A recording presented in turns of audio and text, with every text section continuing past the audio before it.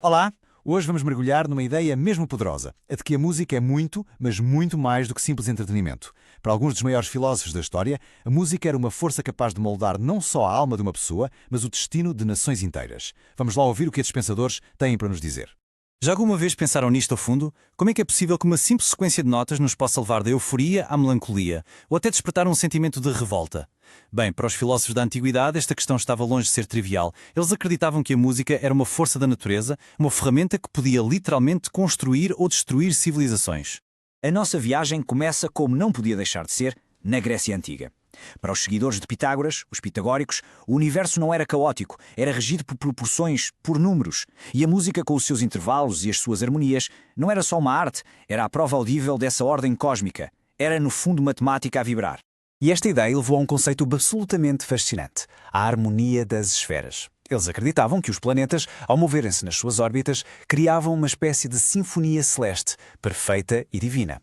E a nossa música aqui na Terra ou nos sintonizava com essa harmonia cósmica, ou, pelo contrário, criava uma dissonância que nos deixava em completo caos interior.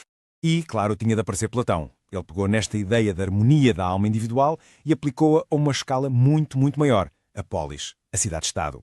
O raciocínio era simples. Se a música certa pode ordenar a alma de uma pessoa, então também pode ordenar ou desordenar a sociedade inteira. De repente, a música passou a ser um assunto de Estado.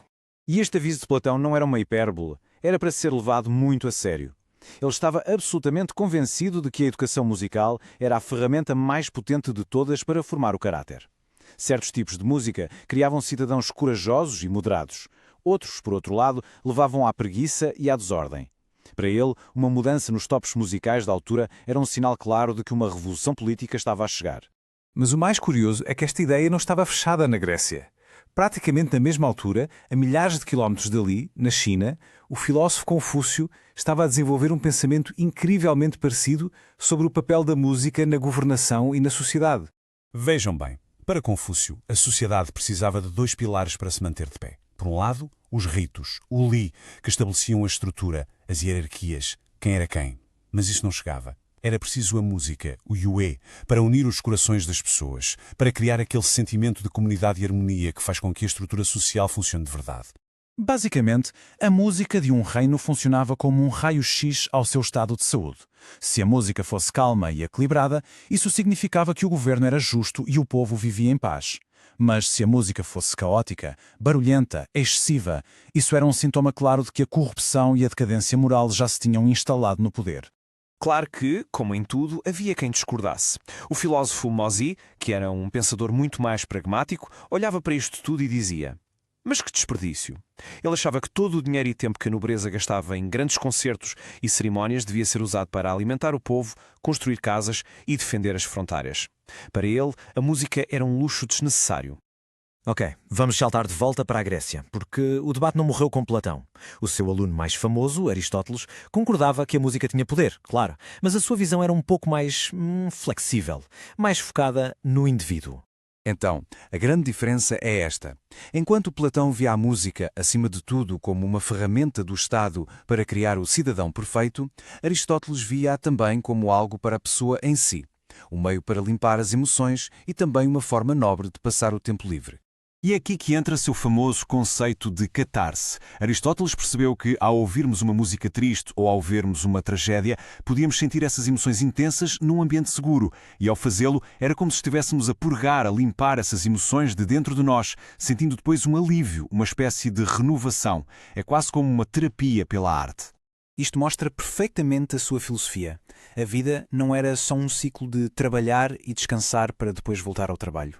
Os tempos livres, o ócio, deviam ser usados para algo mais elevado, para cultivar a mente e o espírito. E a música, para ele, era uma das melhores formas de o fazer. Muito bem. Vimos a música a ordenar o cosmos, a alma e a sociedade. Mas a história não acaba aqui.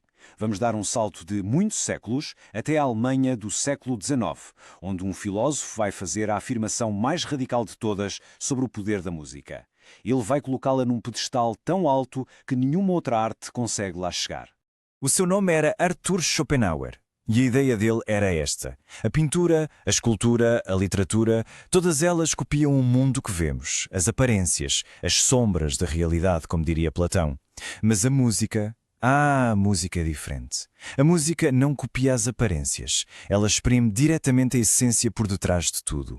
E que essência é essa? Schopenhauer chamou-lhe a vontade. Mas atenção, não é a nossa vontade de querer isto ou aquilo. É uma força cega, irracional, um impulso constante que está na base de tudo o que existe. É a força que faz as plantas crescerem, os planetas girarem e os nossos corações desejarem. É o motor do universo. E o que é que torna a música tão especial?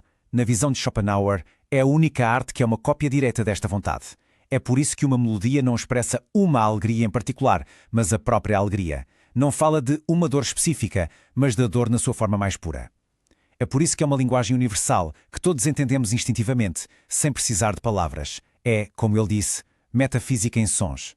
Portanto, o que podemos concluir? Desde a harmonia matemática dos gregos, passando pelo controle social de Confúcio, até à expressão da essência do universo de Schopenhauer, há um fio que une tudo isto. Para estes pensadores, a música nunca foi, jamais, algo neutro ou secundário. Foi sempre vista como uma força ativa, poderosa e transformadora. E isto, claro, traz-nos de volta ao presente. Se aplicarmos estas ideias ao mundo de hoje, a pergunta é inevitável. A música que ouvimos todos os dias, nos nossos telemóveis, nos festivais, na rádio, está a ajudar a criar harmonia e a cultivar a alma, ou está talvez a refletir e até a amplificar o caos do nosso tempo? É sem dúvida uma questão que vale a pena ponderar.